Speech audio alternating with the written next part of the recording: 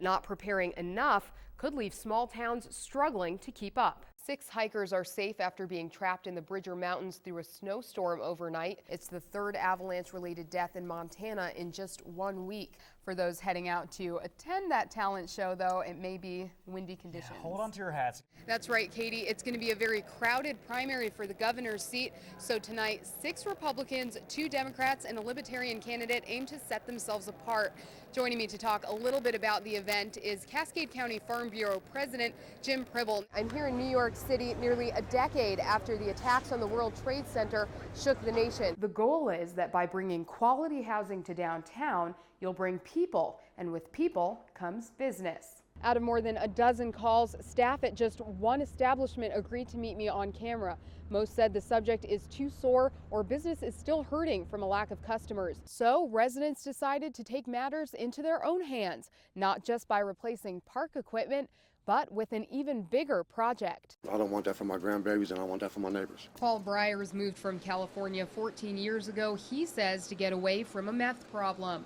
But it seems he hasn't moved far enough. I got 2 grandbabies in the house, and I got a meth lab in our dumpster, not even a half a block away. He was stopped Friday night trying to take out his trash and was told there were substances consistent with the meth lab found in a dumpster behind his house. They said that there's some chemicals in there. Those chemicals are still under investigation, but suspect David Taylor reportedly admitted to police he had purchased pseudoephedrine for the purpose of making meth and said he kept other items like fuel, fertilizer, salt, and plastic tubing in his home for the same reason. Everything you can imagine can come out of a meth lab. Edwards says there's currently not an airborne threat, but says the danger comes if the chemicals were to mix together. A lot of this stuff is everyday household stuff.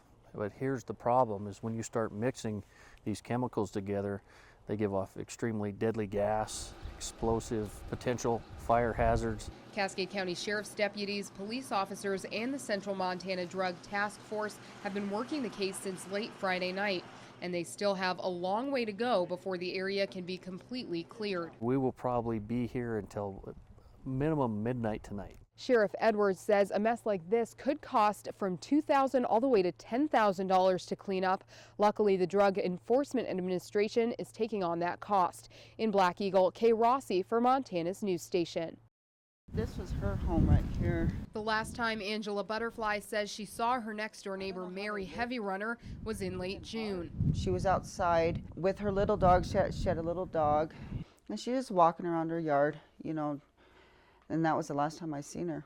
Angela says by August she got suspicious and wanted to go next door to check on the elderly woman, but was cautioned not to. When me and Daryl, my husband, were coming up here, I said, well, I should go check on her. And Daryl told me not to because of what was going on over there. According to Angela, 10 to 12 people lived in the small 2-bedroom home, some of whom had been suspected of criminal activity by community members. I feel bad because I didn't go over and check on her, but by then she was already gone. The next time Angela believes she saw Mary Heavy Runner was last Friday when she says the FBI removed a body from the home. Residents say this block was full of activity Friday with police, FBI, and other law enforcement on this street all day and into the night. Now all you can see is the house has been boarded up and appears to be empty. It's not clear when Mary died or how, but Angela says many sources have confirmed to her that the residents of the neighboring home were hiding Mary's body for months. All I know is that they did have her downstairs in the basement all this time, and they were living there like it was like nothing was happened to her. The FBI has taken on the case but can't offer many more details. A Bureau spokesperson will only say, quote, "We continue to investigate the death in collaboration with Blackfeet Law Enforcement Services, Glacier County Sheriff's Office, and the Glacier County Coroner." Angela just hopes for some resolution for the neighborhood and peace for her friend. She was a very kind-hearted woman. She was very caring. In Browning, Kay Rossi for Montana's news station. 289-10-4.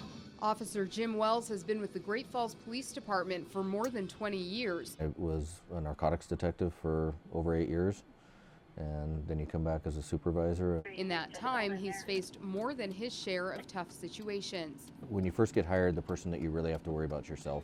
When you're in narcotics, it's a completely different level of stress. The worst thing about this is, like I said, making sure that your guys are safe. Well, it's good we got him sitting there. Over the years, a longtime passion began to resurface for Wells, providing an escape from the everyday stressors on the force. In his spare time, Wells is a photographer. His photos can be seen in issues of Signature Montana, as well as multiple law enforcement magazines and a national selling book. Jim's very creative.